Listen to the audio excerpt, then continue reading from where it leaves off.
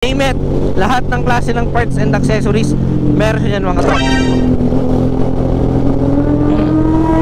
Yun o! Woo! Puta!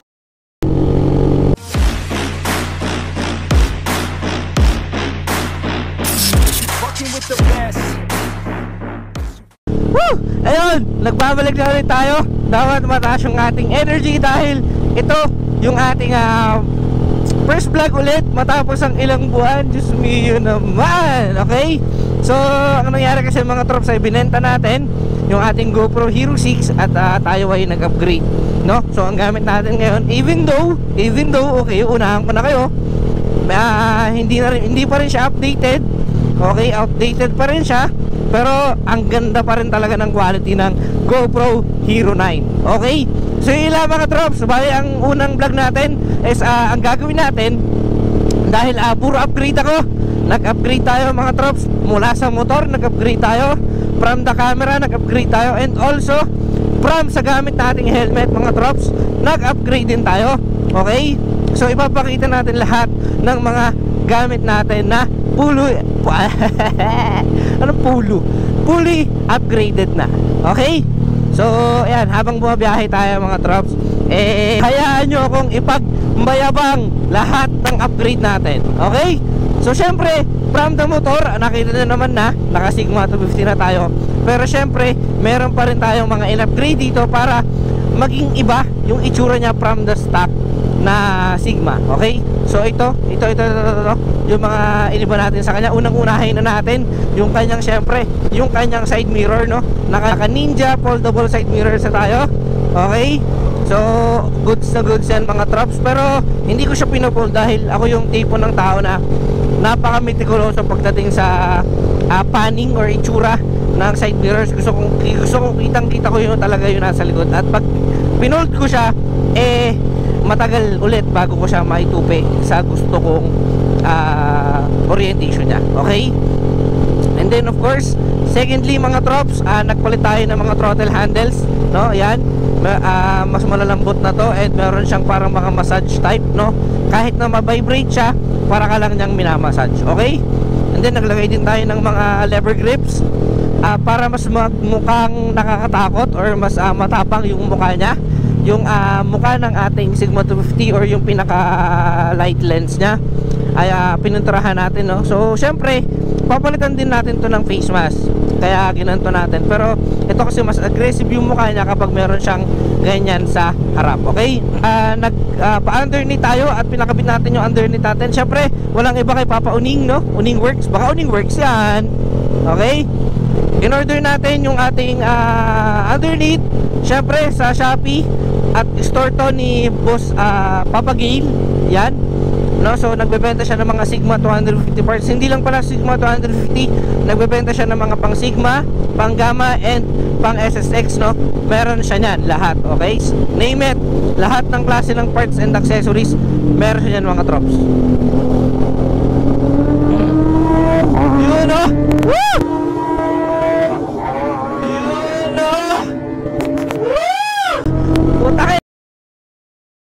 Magkakaroon din tayo niyan, boss. Woo!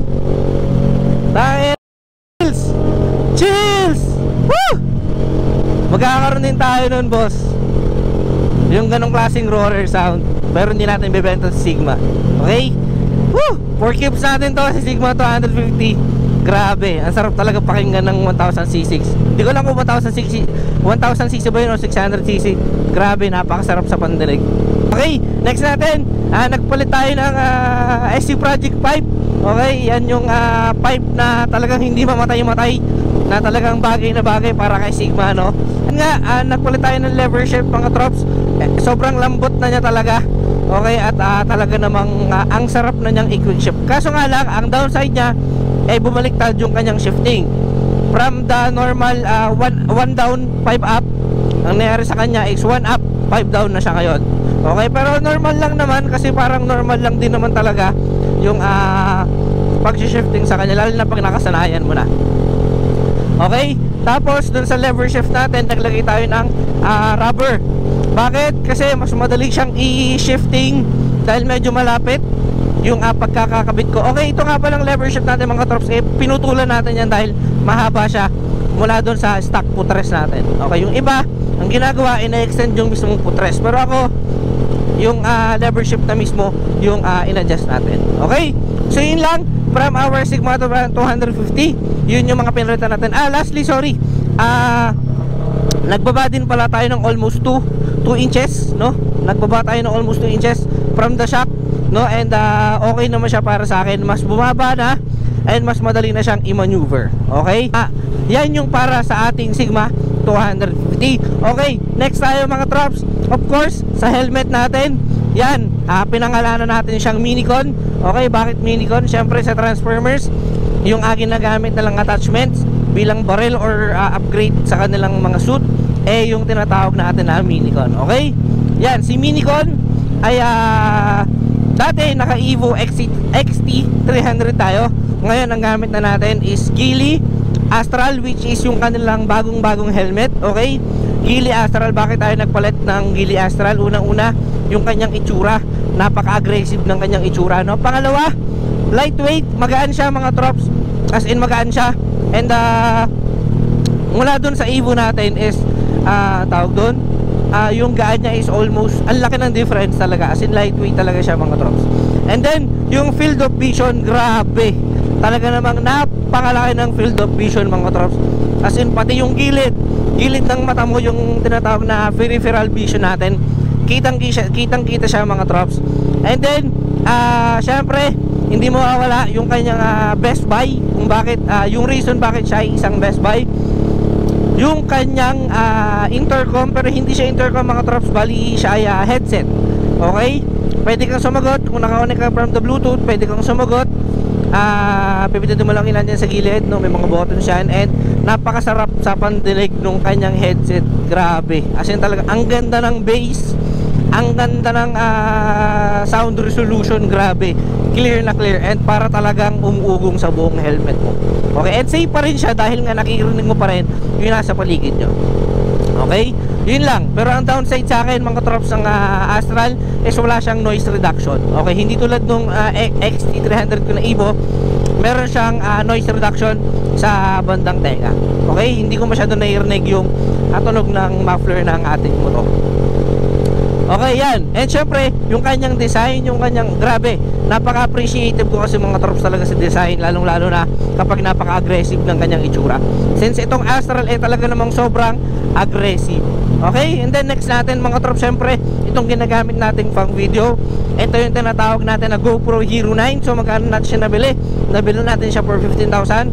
And sa Manila pa natin ito nabili mga trops. So actually, ito ay in-unbox lamang nung may-ari from ibang bansa. At ang kanyang kasama lamang ay yung kanyang GoPro Hero bag, the GoPro itself, and then yung kanyang charger. So meron siyang waterproof casing and mga lever screws. So yun yung kasama niya mga trops. Okay, and grabe, from the previous na GoPro natin, talaga namang napakaganda ng resolution ng GoPro Hero 9. Okay, so yan. Pero yan, nag-upgrade din tayo sa ating gamit na GoPro Hero mic. Okay, kasi magkakaiba ang GoPro Hero ng 76543. O tama. And then iba rin yung GoPro Hero mic adapter ng GoPro Hero 8, 9, 10, 11, and 12. Okay, so yun mga trops, iyan yung ating mga upgrade. At soon ay magagamit natin to sa mas magagandang bagay pa. And soon ay balak nating bumili ng drone para naman kompleto na talaga tayo mga trops. Okay, so yun lang mga trops. I hope na nagustuhan nyo tang ating video. And I hope na tulungan nyo ulit ako na madagdagan yung ating subscribers and yung ating mga views. And syempre, tulungan nyo ako mga trops na makilala na dito sa atin sa Bataan. Kasi sabi ko nga sa inyo mga trops, wala pa talagang mga motovlogger na nakikilala dito sa Bataan. And sana tayo yun mga trops. Okay, so hindi natin natuloy yung pagpapamigay ng hindi natin natuloy yung pagpapamigay ng mga t-shirt mga trops dahil nagkaroon ng problema since kailangan ka natin mag-upgrade ng GoPro Hero 9 natin. Okay, so yun lang mga trops. Maraming salamat. At grabe, mapapaus na ata ako dahil ang taas ng ating energy, no? Yun, ang taas ng ating energy mga trops. Kaya naman, ayun, maraming salamat ulit sa inyong lahat. Okay, so sunod na lang, supportahan nyo ulit ako. Goodbye!